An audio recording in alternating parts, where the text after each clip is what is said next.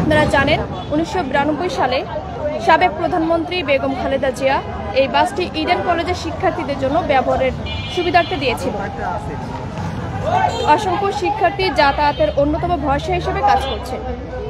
2017 সাল থেকে ফ্যাসিস্টের সহযোগীরা চক্রান্ত করে বাসটিকে পরিত্যক্ত অবস্থায় ফেলে রেখেছে। যুক্তরাষ্ট্রের এক নম্বর জিম চেইন গোল্ডস জিম এখন আবারও বাংলাদেশে বসুন্ধরা আবাসিক এলাকা ও বসুন্ধরা সিটি শপিং মলে।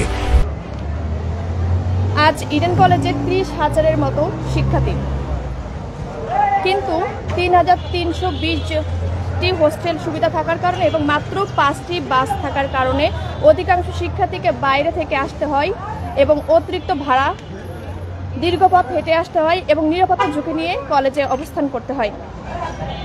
আমরা জানি ইডেন কলেজ একটি ঐতিহ্যবাহী শিক্ষা প্রতিষ্ঠান।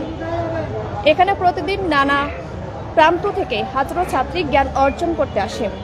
তাদের নিরাপদ যাতায়াত নিশ্চিত করা কলেজ প্রশাসনের মৌলিক দায়িত্ব।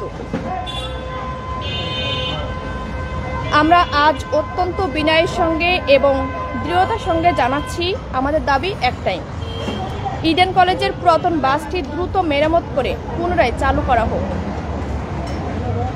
এটি কোনো রাজনৈতিক দাবি নয়, দলীয় স্বার্থ নয়, এটি আমাদের সাধারণ শিক্ষার্থীদের ন্যায্য অধিকার। আমরা চাই প্রশাসন দ্রুত ব্যবস্থা নিক, প্রয়োজনীয় বাজেট বরাদ্দ হোক, শিক্ষার্থীদের নিরাপদ যাতায়াত নিশ্চিত হোক। শেষে আমি আবারও বলছি, আমাদের দাবি যৌক্তিক, বাস্তবসম্মত এবং শিক্ষার্থীদের ভবিষ্যৎ সুরক্ষার জন্য জরুরি। সবার সহযোগিতা কামনা করছি। ধন্যবাদ।